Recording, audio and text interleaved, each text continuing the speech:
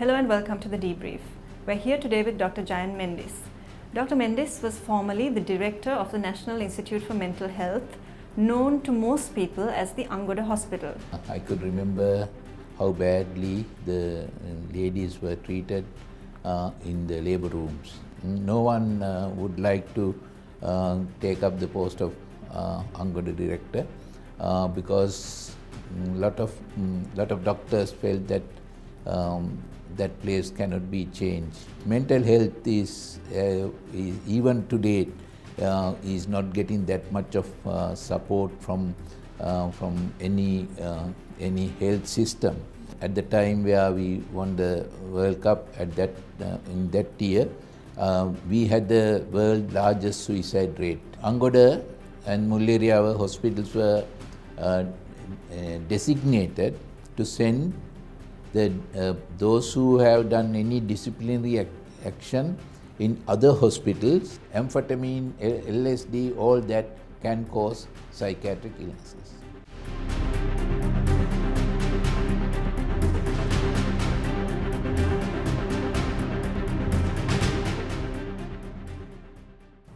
Hello and welcome to the Debrief. We're here today with Dr. Jayan Mendis. Dr. Mendis was formerly the director of the National Institute for Mental Health, known to most people as the Angoda Hospital. He's still a foremost doctor in the area of psychiatry in Sri Lanka. Dr. Mendis, welcome.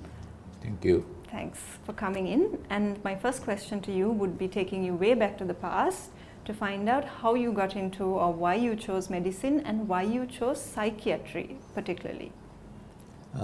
In fact, during our days, psychiatry was not a very popular subject, and psychiatric patients were also not treated that well. There was a huge dearth of psychiatrists in Sri Lanka, and psychiatry was also not a final year subject in the medical college. Right. And then psychiatric disorders were also stigmatized, and most of the quacks used to treat patients with psychiatric illnesses. And not only that, even the care for any other illnesses and those patients' psychiatric or mental health aspect were also not considered that great.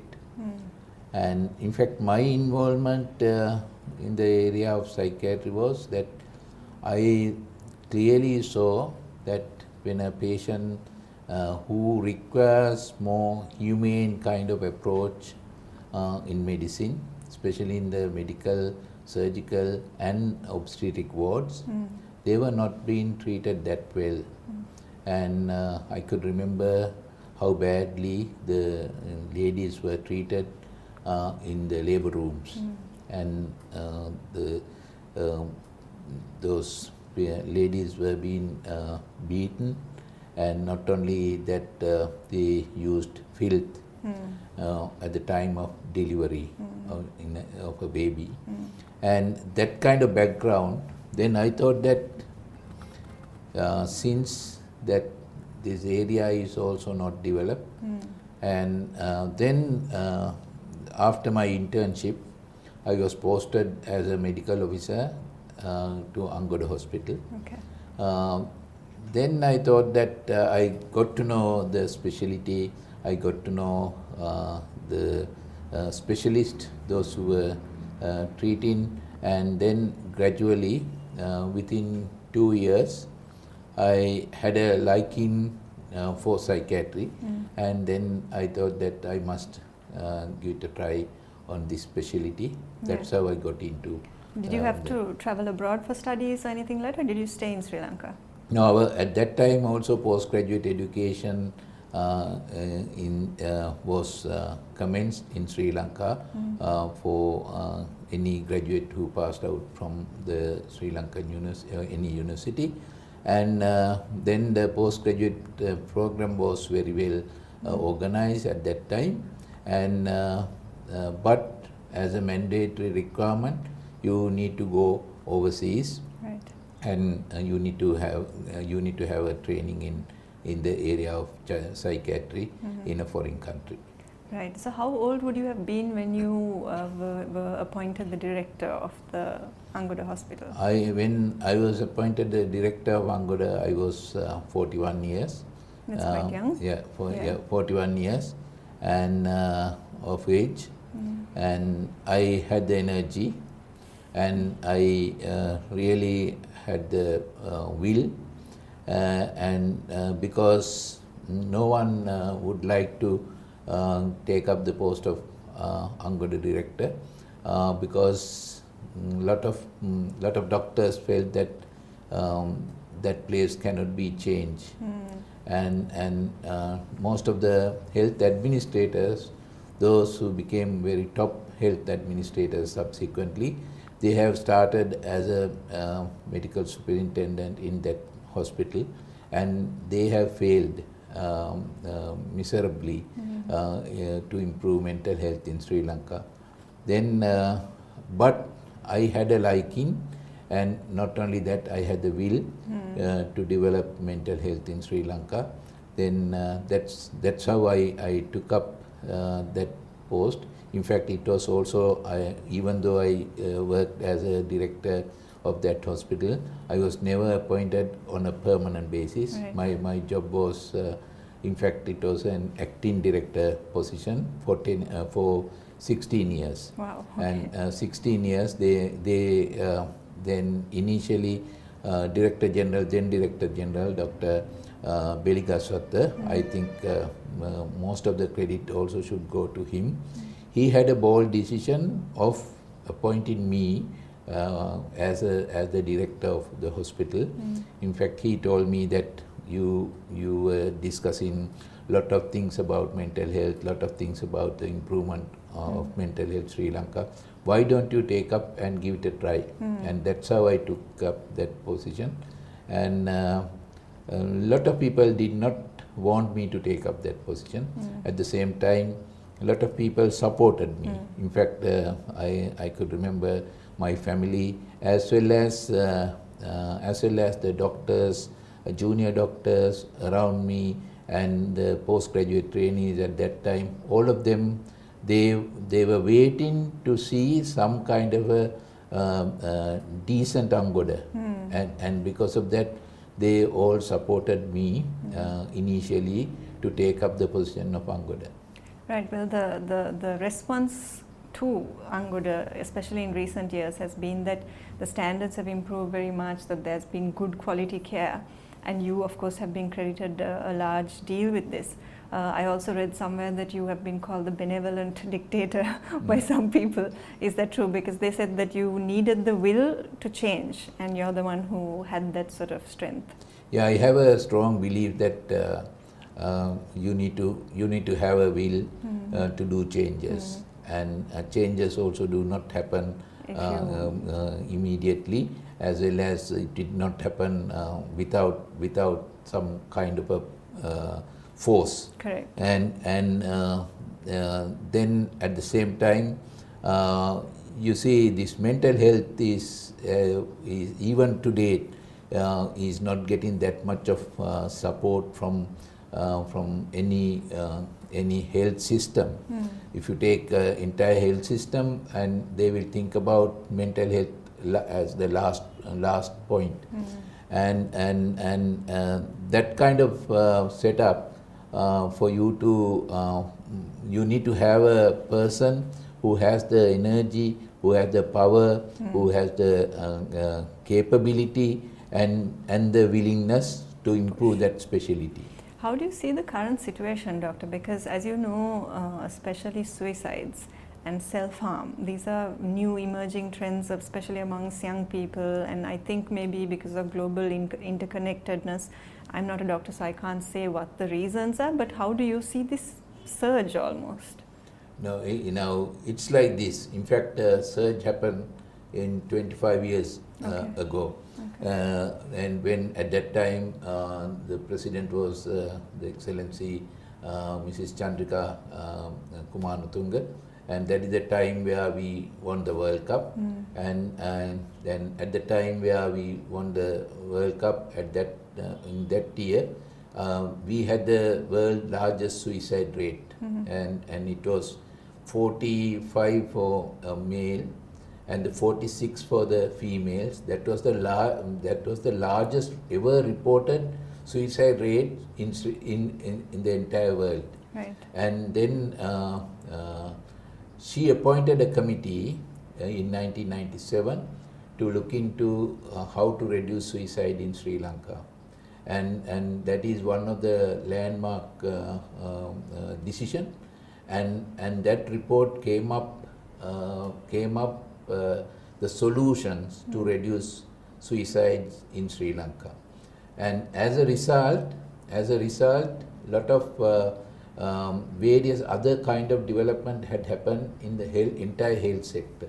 Yeah. It's like development of emergency care in the country. Right. That is number one.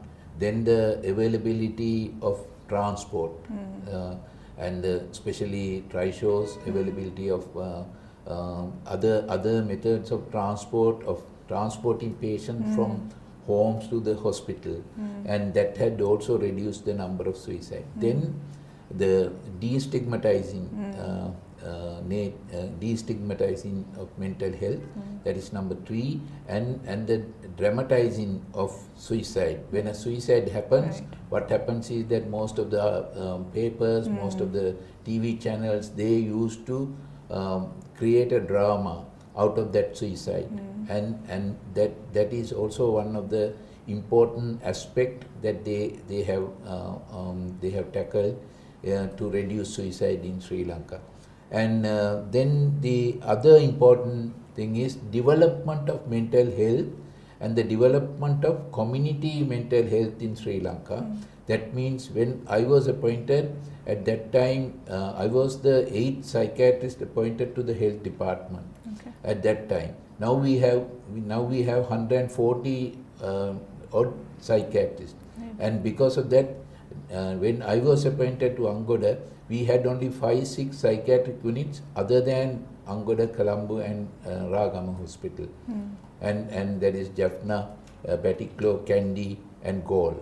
Now each and every district has about 3-4 psychiatrists working in the country, and that also as a result of this suicide prevention report, and more people took up psychiatry. For that, Sri Lanka College of Psychiatry also played a huge role within these 25 years. That recent murder of the young woman who was found in a suitcase, and then the partner hanging himself and stuff. If you looked at it from a psychiatric lens, what does that tell you? Like, was that man dehumanized, or was it just spur of the moment? Yeah, now you see, there are a lot of psychosocial issues involved in that scenario, and one aspect is that these various kind of disinhibitive processes that what we see in this our present society. Number one. Number two is that availability of various other methods, of maybe even drugs may also have been involved. Number two, then whatever the cause, the publicity given to that case, and definitely any person who had done that kind of a crime, after this much of publicity, definitely he may not be able to cope that kind of situation, and that also would have played a role for him to commit suicide. Just moving back to when you were at the Angoda Hospital, in the early stages, as you went in there, a lot of the health workers who were appointed to the Angoda Hospital were health workers who had disciplinary issues elsewhere. So it was like, you know, how they say colloquially, Siberia Yavana people. So you were very opposed to this. You felt that people, the health workers who were at the Angoda hospital had to be equipped, trained and know their job. And you also did now, you have established a perinatal psychiatry unit, a psychiatry intensive care unit, a learning disability unit, geriatric unit, a child and adolescent unit, and many things in this 16 years that you have been there. Can you tell me why you felt that you need to do all of these things, first thing? And second thing, obviously the state couldn't have supported all of this, but you used your own contacts and you got funding for these things and stuff like that. So can you just tell me a little bit about that? Yeah, now this send in the people with various kind of disciplinary actions. In fact, Angoda and Mullaria hospitals were designated to send those who have done any disciplinary action in other hospitals. They took this place to send that kind of employees to this hospital. And when I took over, out of the staff, I think about 50% were like that. Then I had a discussion with the staff.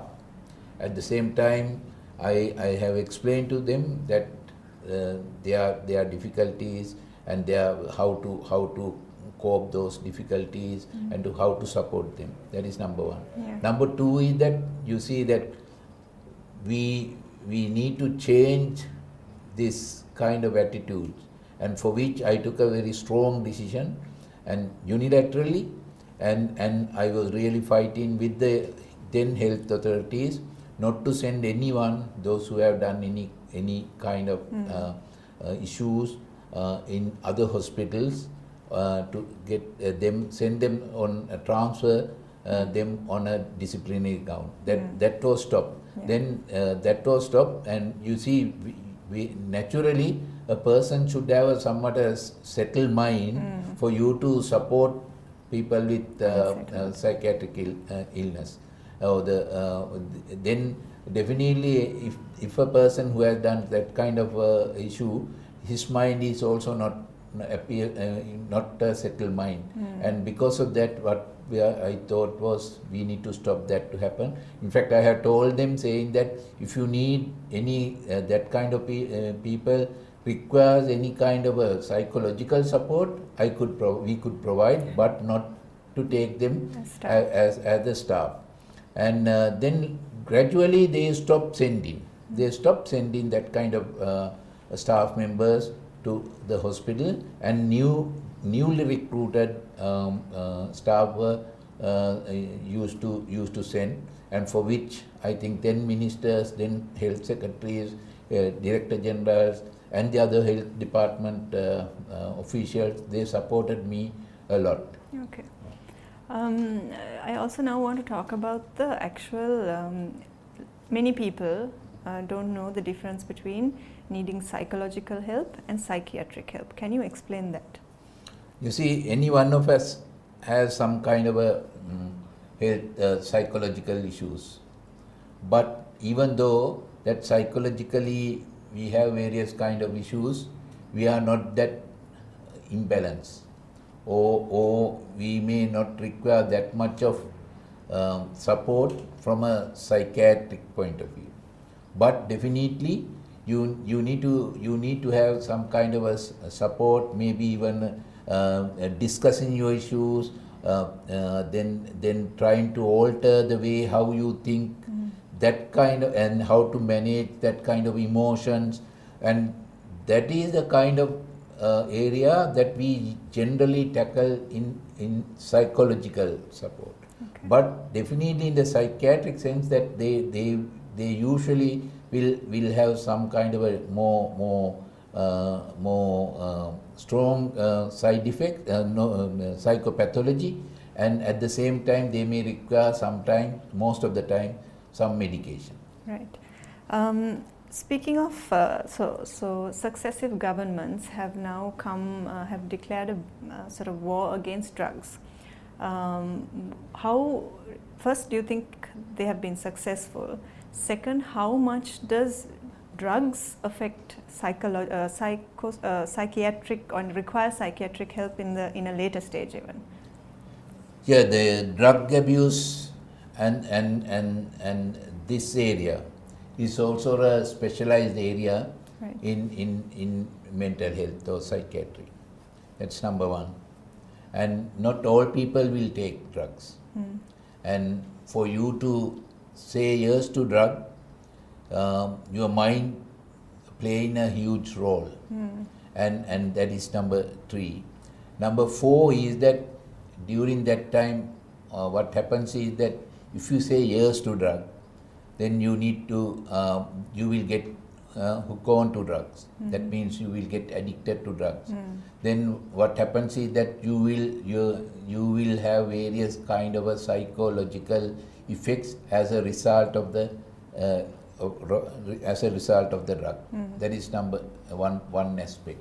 Right. And the other aspect is that there are a lot of social issues are also involved, and in this drug industry. At the same time, this is also a huge business.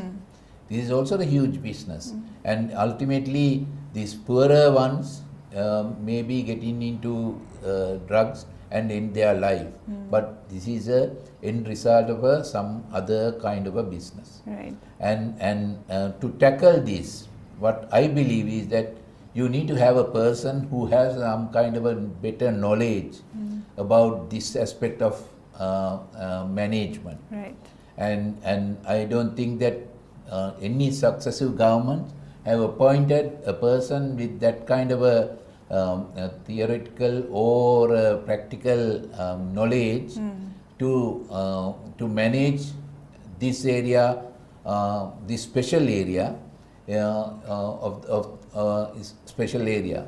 And as a result, what happens is that they may not do the right thing. Like they may do similar some kind of activities which may not be the best activities required for a situation like this. Right. So like right now there are most governments, even the last government, when you go after drug dealers and drug users, but that doesn't address the problem, the problems of why they chose to get into drugs, why they are addicted to drugs. So these are the things that somebody with that kind of experience and knowledge, like you said, should be appointed to, I think, to a position like that.